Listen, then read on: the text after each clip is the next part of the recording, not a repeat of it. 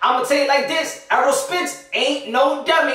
He ain't going to do the same mistake that Mike Garcia did, that Kell Brook did, that Amir Khan did, going a couple of weight classes up so you could dare to be great like they say. You know, it ain't do anything good for them. You know, it was detrimental to their career. Yeah, I understand it was there to be great and there was an upside if they get the win, but it was a long shot. And Errol Spence knows there's a long shot to beat Canelo Alvarez, especially even in a decision. You already know. You already know the politics. But let's put the politics aside. Even without the politics, I don't think it's a good business move for Errol Spence. Because you got to think long term. You got to think about a career. You just can't think short term. This ain't a quick buck type of thing. And that's what Al Heyman does for these people. Now, of course, Al Heyman, Mike Garcia was with Al Heyman. I don't know what's really, but Mike Garcia was really trying to get that fight. He was trying to dare to be great. But at the end of the day, it's detrimental to his career. He's down in the pound for pound list. And where's Kell Brook? Where's Amir Khan? So, in reality, Errol Spence ain't no dummy. He's playing this smart, even though there's a lot of fans that wish he entertains whatever the rumor says about 20 mil to fight Canelo Alvarez. I don't know. I don't think it's a good business move. I just don't think so. And I believe that looking at the history of those type of moves, Errol Spence is doing a good job, business-wise.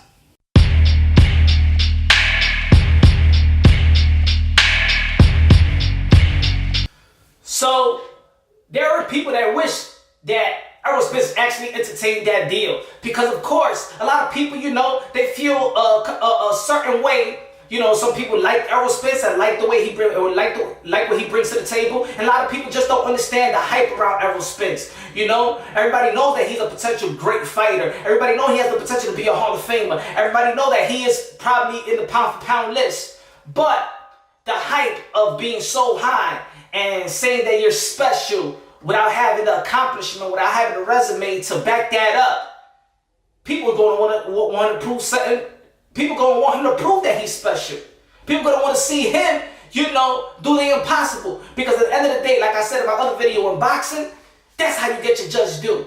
When you do the impossible, when you do what you're not expected to do. And that's where you get the props, like Manny Pacquiao that moved up a couple of weight classes. He did the impossible, like Mike Tyson, you know, beating everybody up as a kid, a beating grown man. He does the impossible, something that is not expected to see. So of course, that's the people that actually get their judge due. The Muhammad Ali when he beat Foreman, and you know, those are the things that get people like, wow, you know, that's special, wow, and since everybody's talking so highly about Errol Spence and everybody's saying that he's so special without the accomplishments and the resume and the belts, people are going to want to see him. Okay, you special? Go ahead and fight Canelo Alvarez. You know?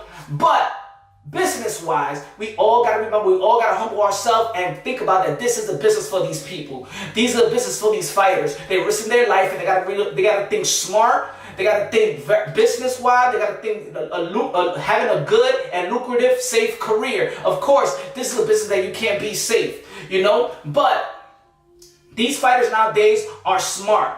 And the good thing about Errol Spence right now is what he saw, what Mike Garcia did, what Kell Brook did, and what Amir Khan did. It ain't helped their career. You know, it ain't helped anything. And at the end of the day in boxing, it's so hard to satisfy fans.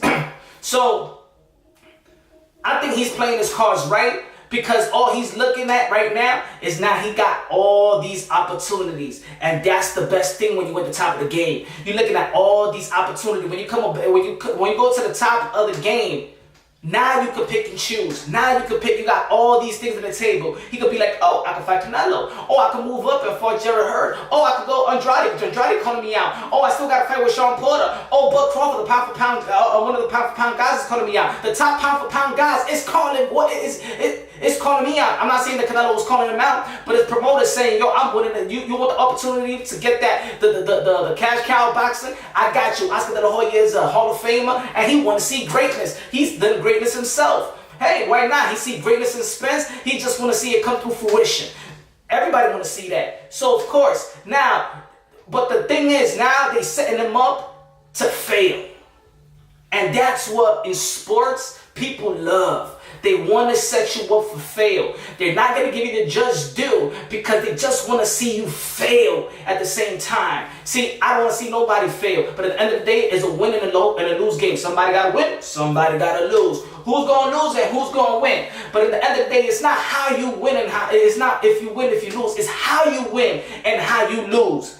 That's how it is. Because you could go and fight. Look, I'm going to tell you that in a prime example.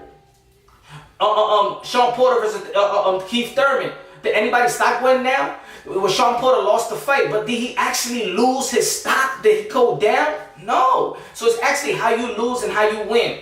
You understand what I'm saying? See, let's say Michael Garcia, he ain't had a shot to actually win that fight. You know what? The good thing about it is that he won the whole 12th round. And at the end of the day, he's gonna be like, you know what? The boogeyman of the welterweight division, the guy that's so supposed to be special, he couldn't even knock down a lightweight. So that he could still talk, and he's still gonna be around the pound for pound just because of that.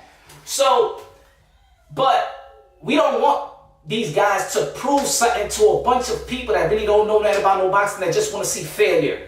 You understand? I believe it's enough time. Look, Canelo Alvarez is 28. He's actually younger than Errol Spence and have accomplished so much more. So that's why I really don't have no Canelo, and then Errol Spence is just a little bit down.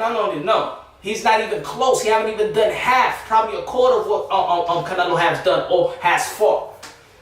Let him take his time. Canelo has some couple of fights too with Andrade. He can move up too. They're talking about Cove. He could still go up to 168.